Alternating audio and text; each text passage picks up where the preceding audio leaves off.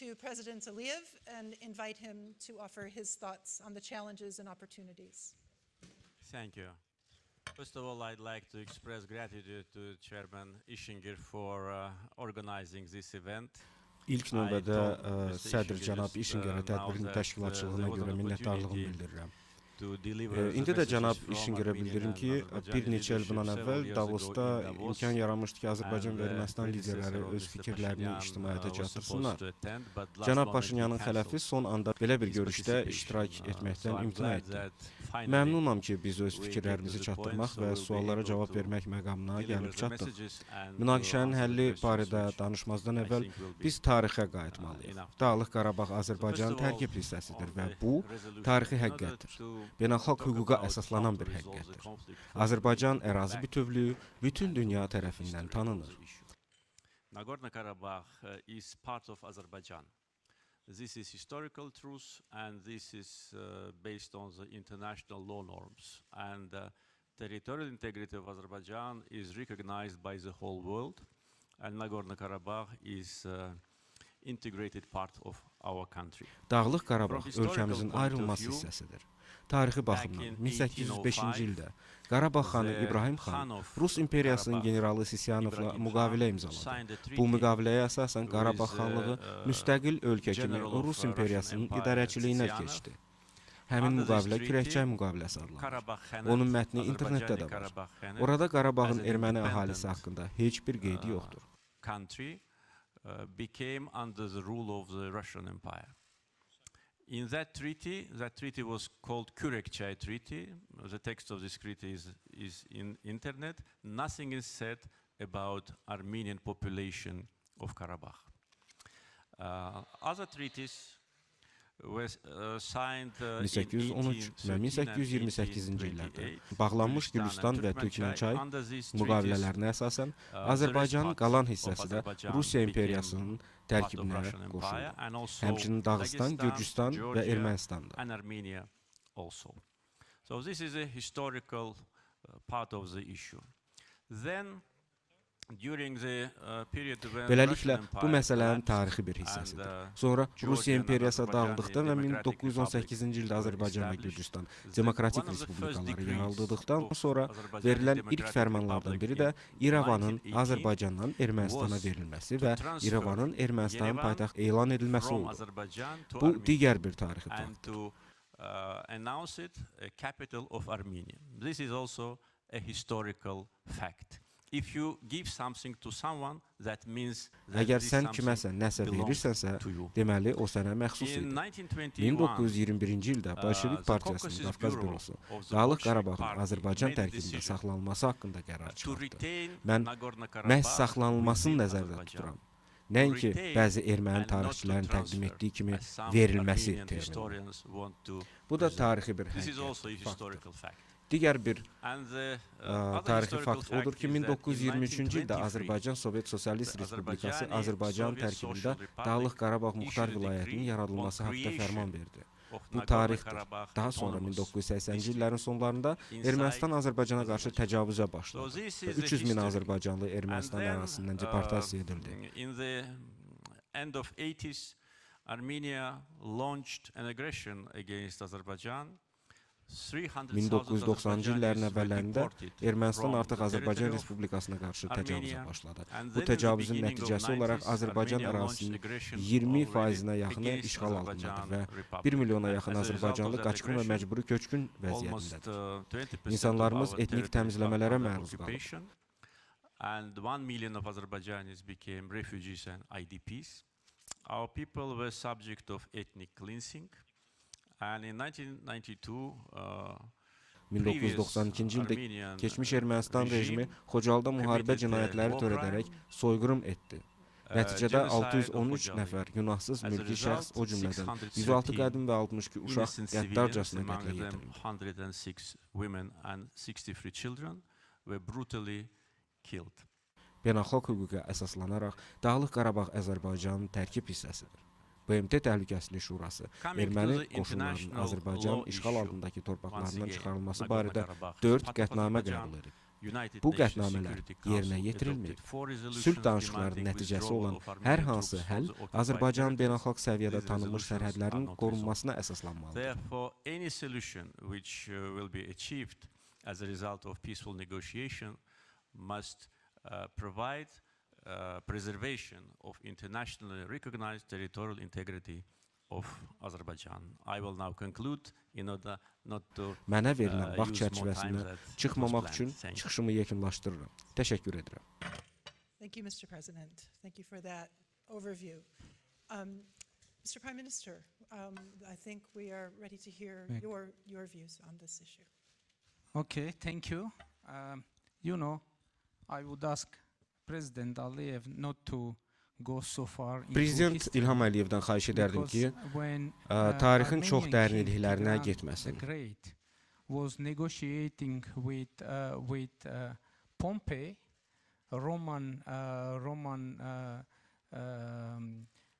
Çünki Ermənistan böyük kralı Tigranın Pompey ilə danışıqlar apardığı zaman Cənubi Qafqazda Azərbaycan adlı bir dövlət mövcud olmayıb. All around the world named Azerbaijan.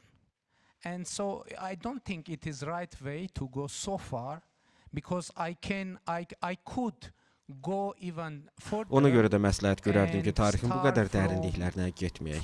Yoxsa mən daha dərinlərə gedə bilərəm. Hətta eramızdan əvvəl 400 il əvvəl misallar gətirə bilərəm. 100 years before Christ.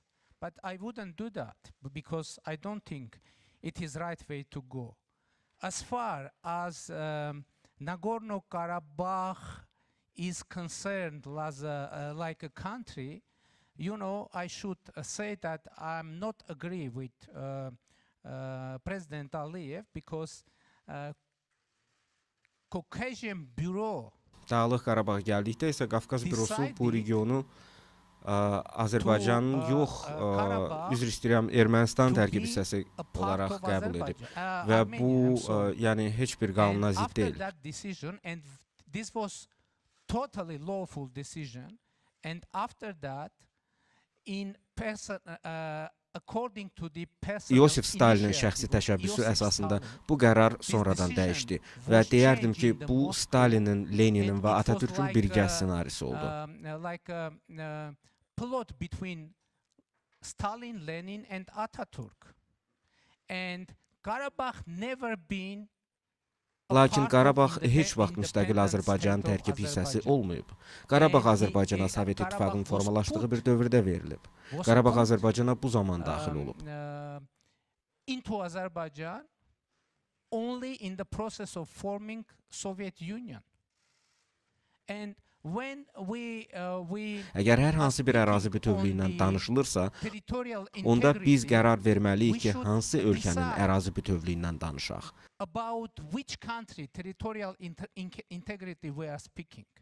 My question is, if Azerbaijan respected Azərbaycan ərazi bütövlüyünə, məsəl üçün Sovet İttifaqının ərazi bütövlüyünə Azərbaycan hörmət edirdisə, o da bu qurumu tərk etdi və Azərbaycan necə bu qurumu tərk etdisə, Qarabağ da həmin yolla Azərbaycanı tərk etdi.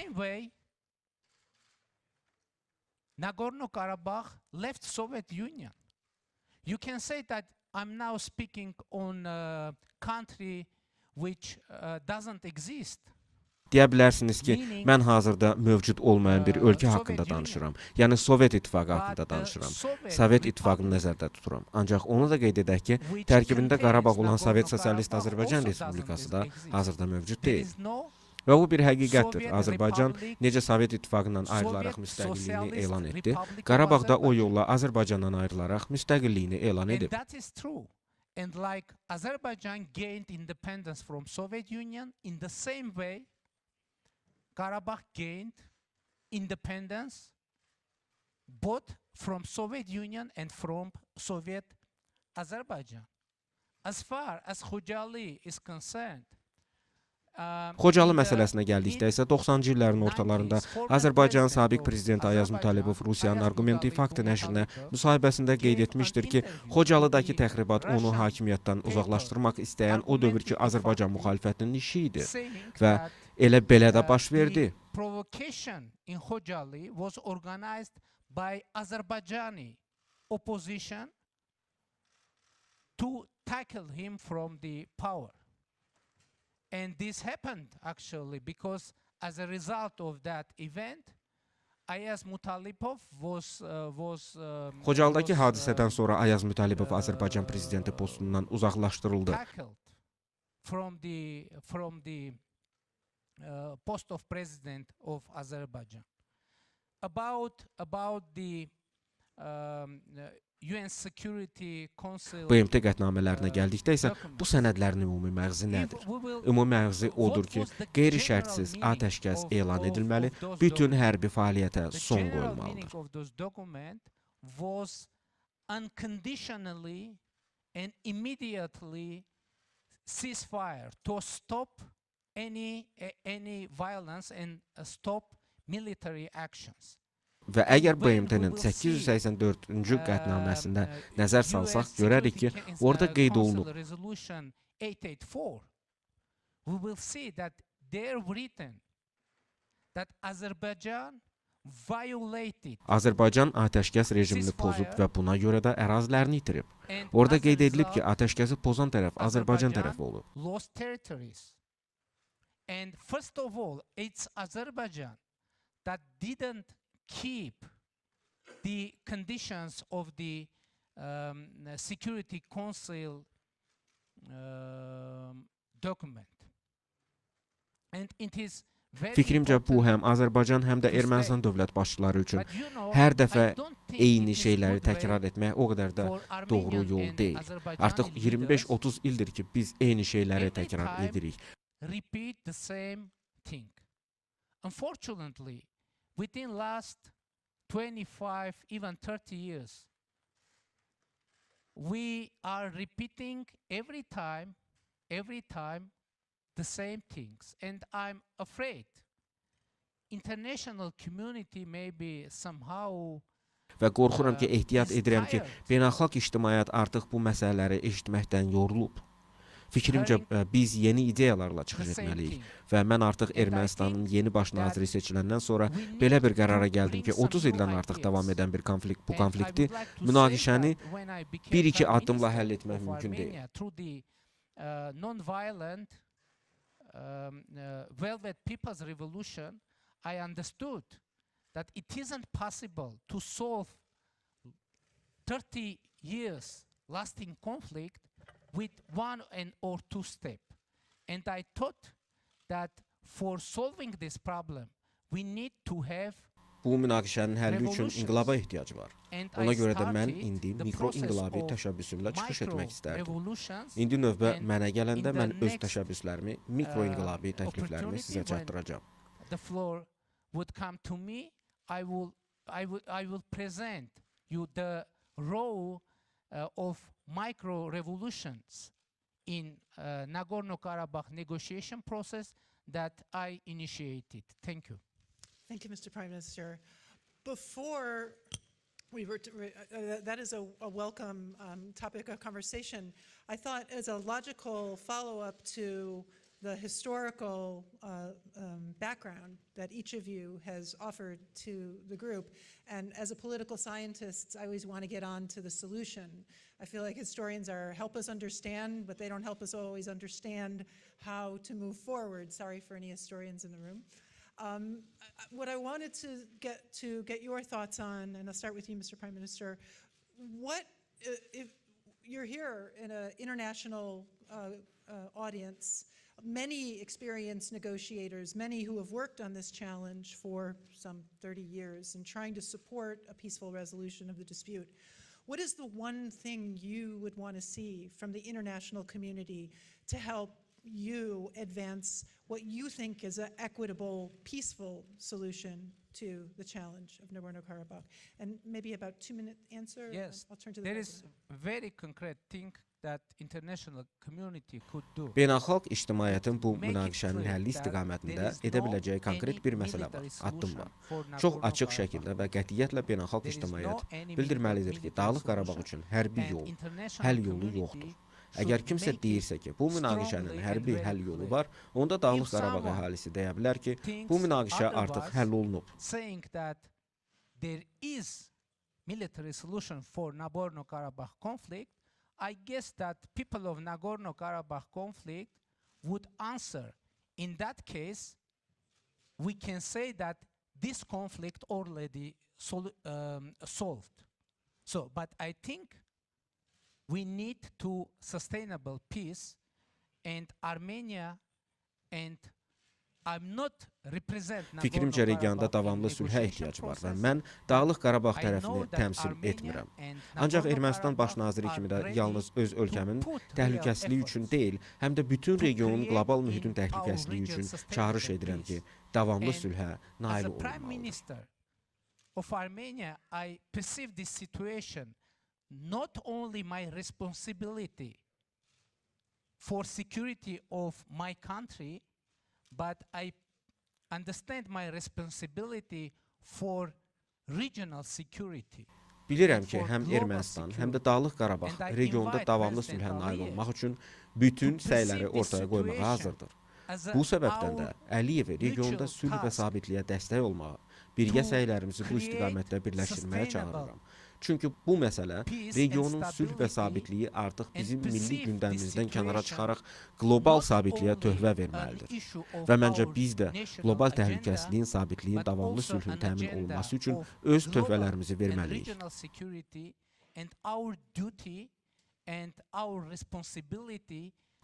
Sizi inandırıram ki, Ermənistan və Dağlıq Qarabağ regionda və qlobal səviyyədə təhlükəsizliyin təmin olunmasında səylərini tam ortaya qoymağa hazırdır.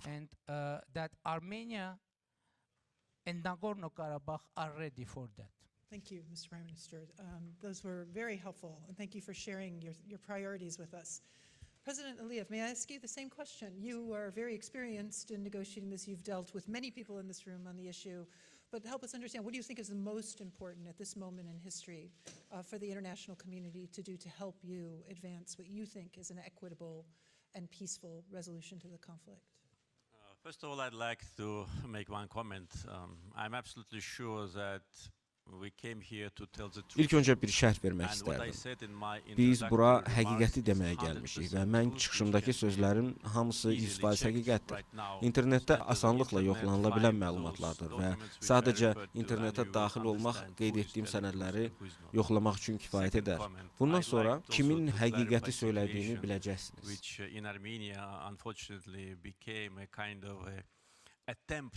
İkinci şərhimdə isə Ermənistanın Xocalıda törətdiklərinə çox təəssüf ki, haqq qazandırmaq cəhdlərinə aydınlıq gətirmək istərdim. Sabiq prezident Ayaz Mütəllibov o hal-hazırda sağ-salamatdır və Bakıda yaşayır. Ola bilsin ki, Ermənistanda bəziləri bu barədə məlumatsızdır. O, Xocalı soyqırımının Azərbaycan tərəfindən təşkil olunmasını heç vaxt deməyib. Bu saxta xəbərdir. Rusiyada olan bəzi erməni jurnalistlər tərəfindən icad olunan bir xəbərdir. And that was put in Russian press, but he never said that. And this is absolutely true. What committed the genocide in Xocalı, their names Xocalı soyqırımının törədənlərin adları məlumdur. Onlar həm yerli ermənilər, həm Ermənistanda yaşayan ermənilər, həm də erməni diasporasındadılar. Bu barədə bir neçə beynəlxalq məqalə də dərc olunub. Ona görə də Azərbaycanlıların özlərini öldürməyi, 63 uşağı, 100 qadını qətlə yetirmələri və hətta 1000 nəfərdən çox şəxsin taleyindən bugünə qədər xəbər olmaması, yəni bunlar demək sinizmin son həddidir. Və beynəlxalq ictimaiyyət ilk öncə də ATƏT-in Minsk qrupunun həmsədrlərini nəzərdə tutaraq onların Dağlıq Qarabağ Ermənistanın olmadığını və müstəqil olmadığı və qanunsuz varlıq olduğunu Ermənistan tərəfinə izah etməlidirlər. Bu birincisi. Very clearly explain to Armenian side that Nagorno-Karabakh is not Armenia, that Nagorno-Karabakh is not independent country. No one recognizes this illegal entity. So this is number one. The second, I think there should be more international pressure on Armenia. İkincisi isə odur ki, beynəlxalq ictimaiyyət daha çox Ermənistana təzyiq etməlidir. Ermənistana BMT-nin qətnamələrinin icra olunması üçün daha çox təzyiq göstərilməlidir. Erməni qoşunları qeyd-şərtsiz olaraq Dağlıq Qarabağın və həmçinin işğal olunan 7 ətraf rayonlardan dərhal və qeyd-şərtsiz şəkildə çıxmalıdırlar. It says Armenian troops should immediately and unconditionally withdraw from the occupied territories. not only Nagorno-Karabakh is occupied, but 7 districts surrounding it. Armenia wants to hide it. 7 districts where Armenians never leave. Bu 7 rayon faktını Ermənistan gizlətməyə çalışır. Bu 7 rayonda ermənilər heç vaxt yaşamayıblar. 1989-cu ilin son Sovet əhalisinin siyahıya alınmasına görə Dağlıq Qarabağın əhalisi 189 min təşkil edib və bunun 139 mini ermənilər, 48 mini Azərbaycanlılar təşkil edirdi. Qalan hissəsini isə digər təmsilçilərdir.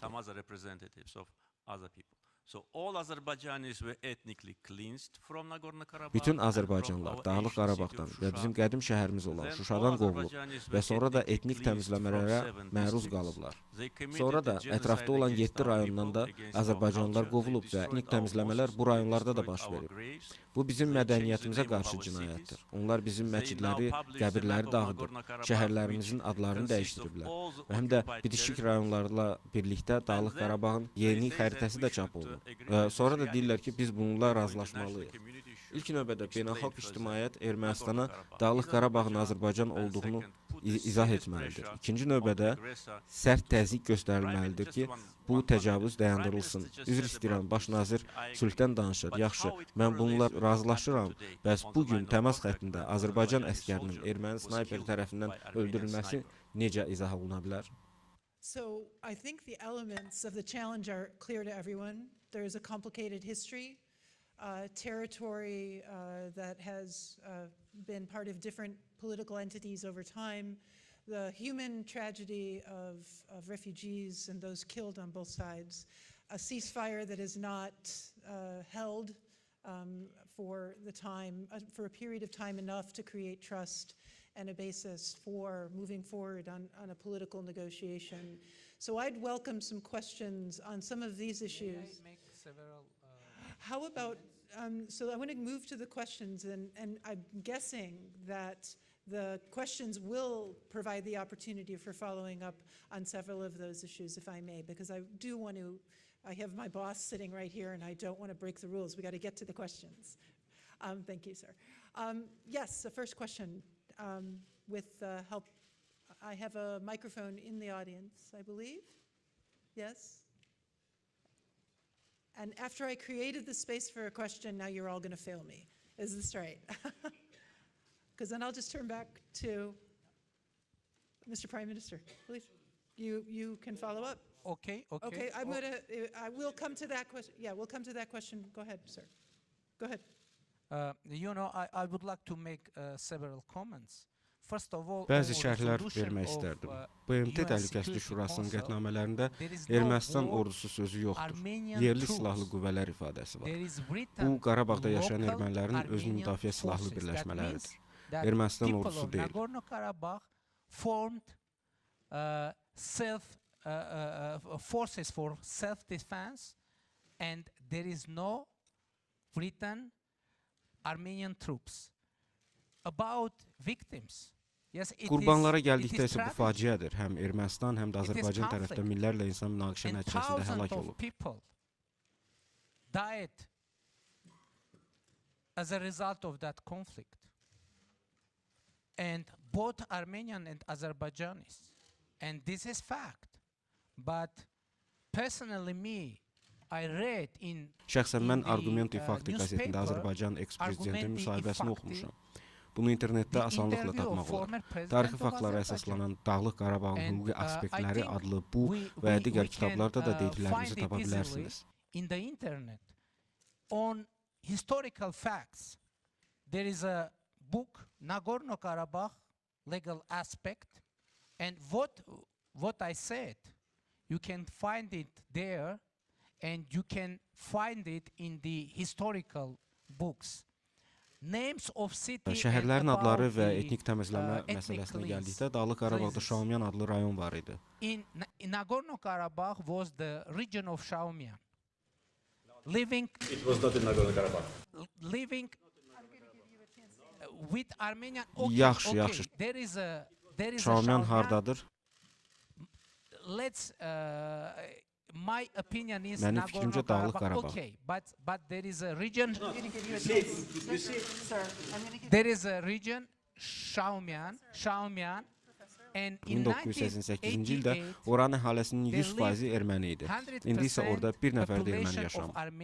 Armenians, and now there is no one Armenian, and the name of Şaumyan is changed into the Azerbaycan Şaumyan adı dəyişdirilib. Onun adını Azərbaycan dilində demək mənim üçün çətindir. Prezident Aliyev bugün Azərbaycan əsgərinin öldürülməsini dedi. Soldier was killed, and I can say that today in the border Bugün Ermənistan-Azərbaycan sərhədində Qazax istiqamətində Azərbaycanlı snayper tərəfindən bir erməni əskəri yaralanıb. Bu prosesi dayandırmaq üçün çalışmağımız bizim ümumi işimizdir. What to do? Stop this process. Thank you. That's a good place to turn over. I am going to give you, Mr. President, the opportunity to answer the specific points you disagree with, and then we do have a questioner, so I don't want to miss that opportunity. Please. Just comments, because once again, I came here to tell the truth. Mən bura həqiqəti deməyə gəlmişəm. Argumenti Fakti qəzetində nə yazıldığını bilmək istəmirəm. Bu sadəcə bir qəzetdir, müstəqil qəzetdir və orada çoxlu sayda ermənilər çalışır. Biz Azərbaycanda bilirik ki, Rusiyanın aparıcı qəzetlərində nə qədər erməni işləyir və onların istədiklərini yazırlar. Azərbaycan eks-prezidenti Ayaz Mütəllibov rəsmi şəkildə bəyan edib ki, o bu sözləri heç vaxt deməyib.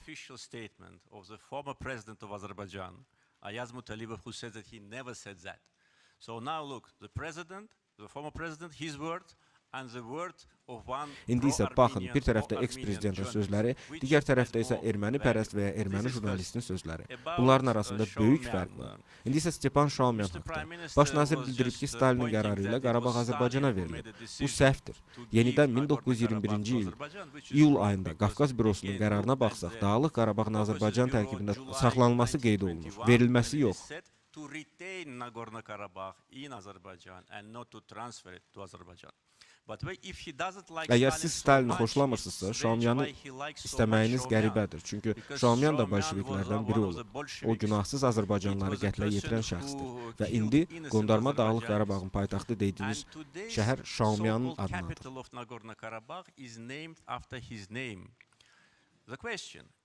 Sual, əgər Dağlıq Qarabağ Ermənistanın qədim torpağıdırsa, onda niyə bu şəhərin qədim erməni adı yoxdur? Çünki paytaxtın qədim adı Xan kəndidir. Xanın kəndi mənasını verir. Stepanakert, Stepan Şaumyanın adıdır, Kert isə şəhər deməkdir. Erməni dilində bu mənanı verir. Stepanakert bu bolşevikin adını daşıyır. Bu bir daha sübut edir ki, bu ərazidə heç bir erməni mirası yoxdur. Və yenidən əvvələ qayıdaraq deyirəm ki, bu tarixi məsələnin münaqişənin həllində necə əhəmiyyətli olduğunu bildirirəm. Thank you, sir. I hope everyone's taking notes because we're getting a history lesson here with multiple dimensions. We do have a question, please. And if you would identify yourself as you answer so we know with whom we're speaking.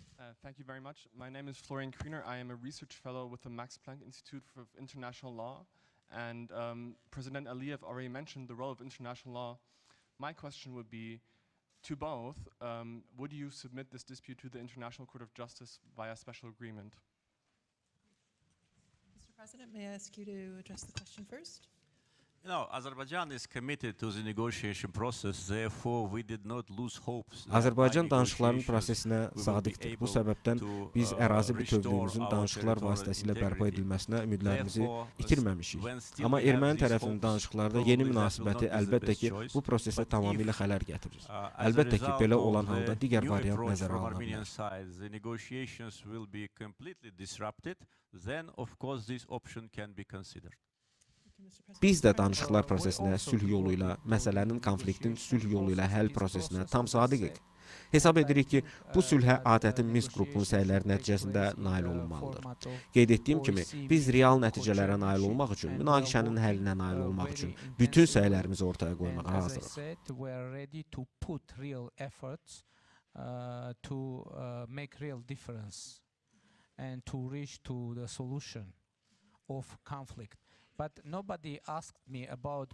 Heç kim mənə, məndən bayaq təklif etdiyim kiçik inqilabi və münaqişənin həlli istiqamətində irəli sürdüyüm kiçik təkliflərin barədə heç nə soruşmur.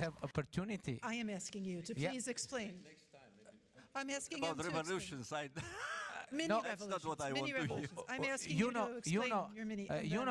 My conceptual perception is that, as I said already, Qeyd it edirəm isn't ki, uzun possible illərdən just, bəri davam edən bu münaqişəni solve this bir-iki addımla long-lasting həll etmək mümkün conflict deyil. Ona with görə də one, mən bu two təkliflərimi mikro-inqilabi We need- təkliflər why I'm adlandırıram. saying Çünki hesab edirəm micro-revolution, ki, because I böyük think hədəfə that nail we olmaq need üçün to have kiçik micro addımlardan başlamaq lazımdır. revolution conditionally to transform it into mini revolution, and after that to have real breakthrough in negotiation process. What was the micro revolution? In the September of 2018, I announced that 2018-ci ilin sentyabrında mən qeyd etmişdim ki, bu münaqişənin istənilən həll yolu Ermənistan, Dağlıq Qarabağ və Azərbaycan əhalisi üçün qəbul edilən olmalıdır. Və mən yeganə Ermənistan dövlət başçısıyam ki, belə bir təkliflə çıxış etmişəm. Because I'm first Armenian leader saying that any solution should be acceptable for Azerbaijani people as well. And but now after Artıq bir ildən çox vaxt keçib bəyanatımdan. Yəni, mən bu təkliflə çıxış edirəm ki, istənilən həll yolu tək öz ölkəm üçün deyil, Azərbaycan əhalisinin maraqlarını da təmin etməlidir. Digər mikroinqilabi təklifim nədir?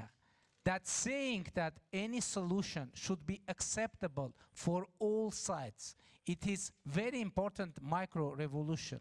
Another revolution, in my one of the my press Mən conference, mətbuat konfransının birində qeyd etmişəm ki, həm Ermənistan, həm də Azərbaycan sosial şəbəkə istifadəçiləri bir-birlərini təhqir etməməyə, bir-birlərinə qarşı alçaldıcı ifadələr işlətməməyə çağırılmalıdır. Məncə sosial şəbəkələr insanların bir-birlərini daha yaxşı başa düşməsinə xidmət etməlidir.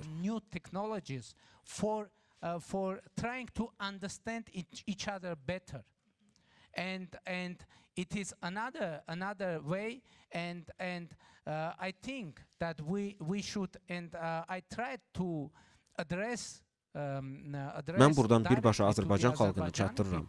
Əgər Prezident İlham Əliyev buna etiraz etmirsə, əgər Azərbaycan Prezidenti Ermənistan xalqına belə bir təkliflə çıxış etsəydi, mən buna etiraz etməzdim. Burada qəribə olan məqam odur ki, Prezident İlham Əliyev Dağlıq Qarabağ nümayəndələri ilə danışıqlardan imtina edir. Bu çox qəribə bir haldır. To speak to representatives of Nagorno-Karabakh, it is very strange fact.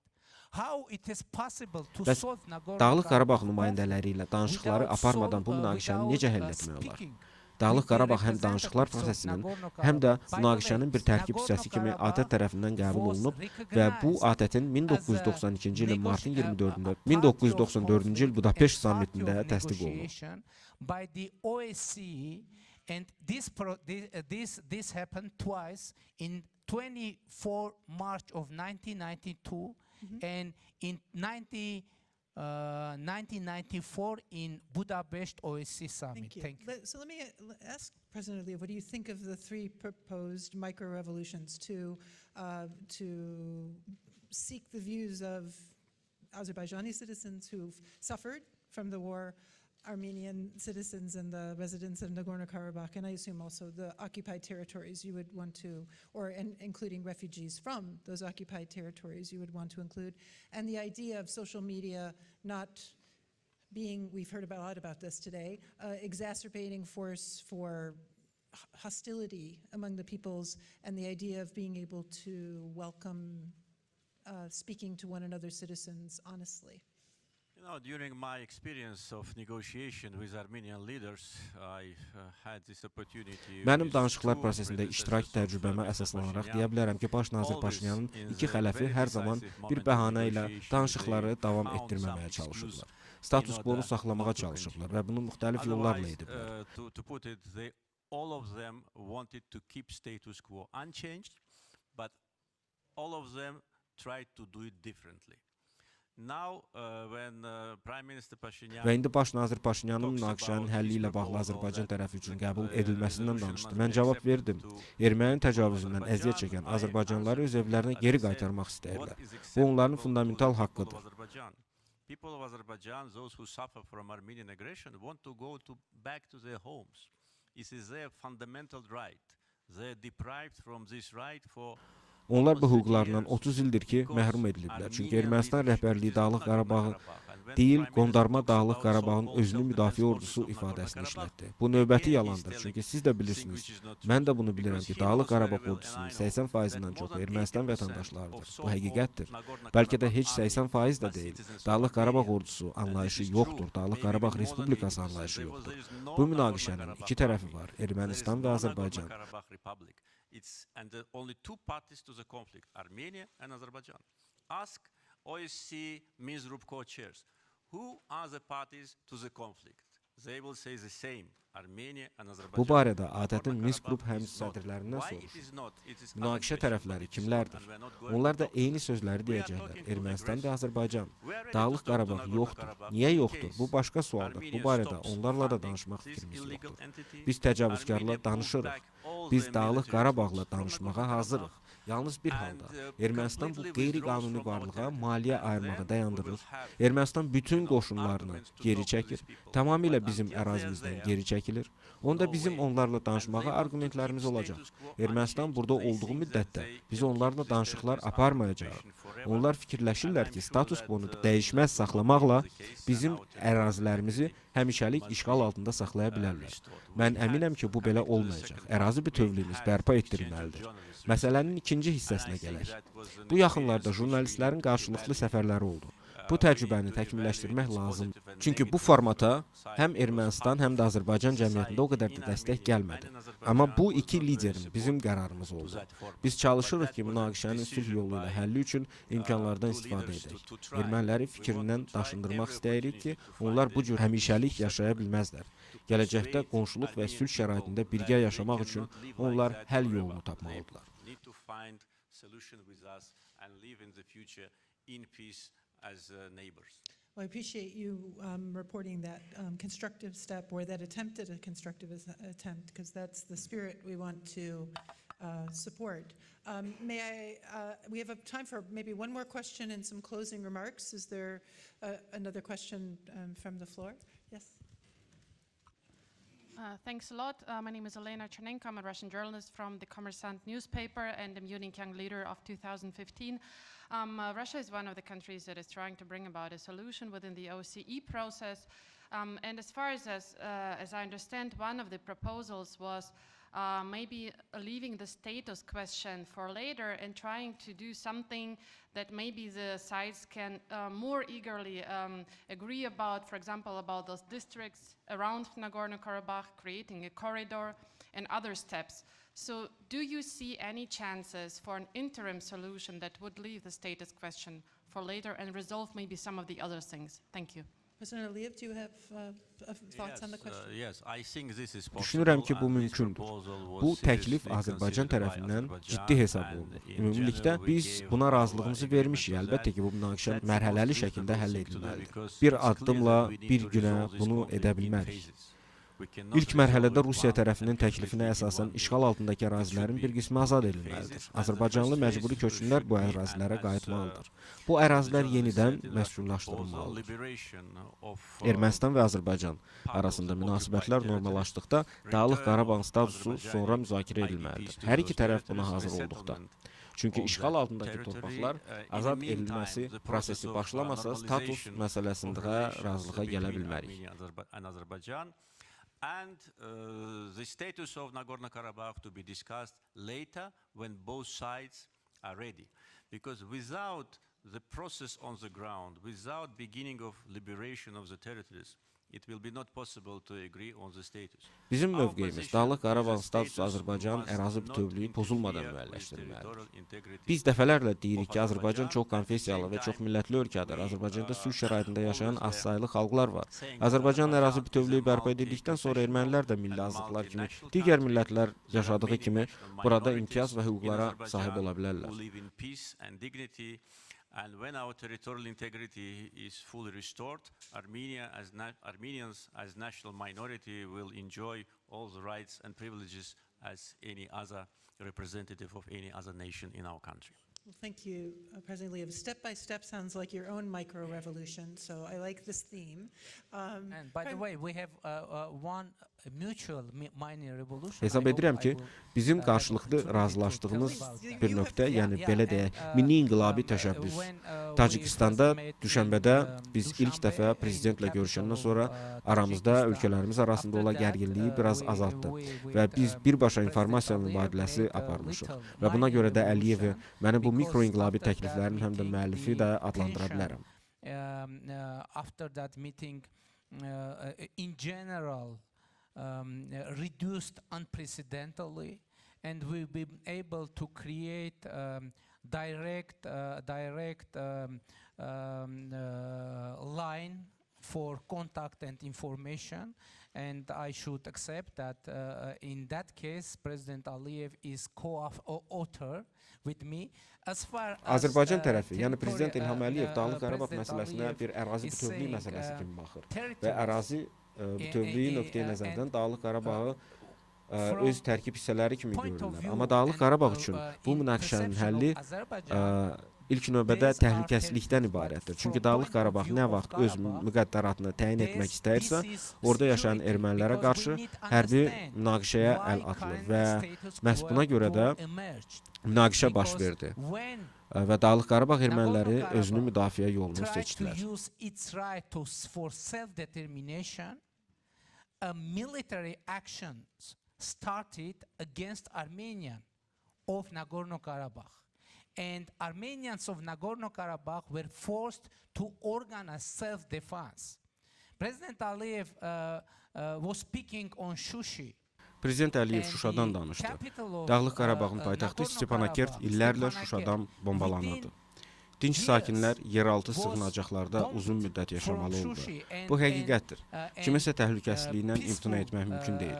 Dağlıq Qarabağın həmçinin. They are living in underground for many long time.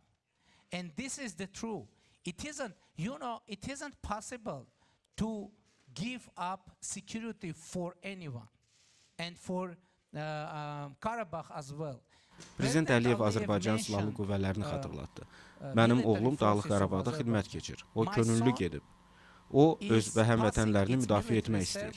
Çünki o tarixi bilir. 1998-ci ildən başlayaraq nələrin baş verdiyini bilir. To defend his compatriots, because he knows history, what happened from 1998. And I already said about the Şamiyan region, with 100% of Armenian Mən population. Şamiyan rayonundan danışdım. Oranın 100% əhalisi ermənilər idi. Lakin indi 0%dir. Naxçıvanı demək istəyirəm. Bu, Azərbaycan tərkibində muxtar respublikadır. Orada çoxlu sayda ermənilər yaşayırdı, lakin indi heç bir erməni də yoxdur. Azerbaijan, and now there is no one Armenian. And one more sentence. President Aliyev Daha bir cümlə demək istəyirəm. Prezident Əliyev deyir ki, Dağlıq Qarabağ münaqişə və danışıqlar tərəfi deyil. Amma Azərbaycan 2 dəfə Dağlıq Qarabağla razılaşma imzalayıb. İlk dəfə 1994-cü ildə bu atəşkəs sazişi idi. Azərbaycan, Ermənistan və Dağlıq Qarabağ arasında. Müdafiə nazirləri arasında imzalanmışdı. Bundan 3 ay sonra 94-cü ilin iyul ayında onlar təsdiq etdilər ki, bu atəşkəs münaqişənin siyasi həllinə qədər saxlanılacaq. In July of 1994, they confirmed that the ceasefire would be kept until the political resolution of that conflict. So we are at the end of our session. I think that I would like to express my gratitude to President Aliyev and to Prime Minister Pashinian for their extraordinary knowledge, their extraordinary passion. I think it is clear that both of these leaders care very deeply about resolving the conflict, but care very deeply about how the conflict will be resolved, and we cannot expect less. I also think, in addition to the fact that we heard the full scope of the challenge and the dynamics of the challenge and the elements of the challenge, we also, and I'm grateful to both of you, heard elements of what the opportunities could also be for a way forward in improving the lives of those affected by the conflict, and maybe through micro steps or micro evolutions, beginning a constructive process of finding a peaceful resolution. So we are extraordinarily lucky at this historic opportunity here at the Munich Security Conference. And let us thank, please, President Aliyev and Prime Minister Pashinian for sharing their thoughts with us. Please. And with your permission, just one remark, because that topic, just once constructive, yeah, on self-determination only. I will not talk Öz about müqəddəratını təyin etmə məsələsinə şərh vermək istərdim. 19-cu əsrin əvvəllərində İrəvan əhalisinin 70%-i azərbaycanlılar olub. Mən bu barədə heç danışmadım. Erməni xalqı öz müqəddəratını artıq təyin edib. Onların ölkəsi var. Əgər ikinci dəfə öz müqəddəratını təyin etmək istəyirlərsə, başqa ərazilər tapsınlar. Azərbaycan ərazisində deyil. My advice is to find other place on earth to self-determinate them for the second time, not in Azerbaijan.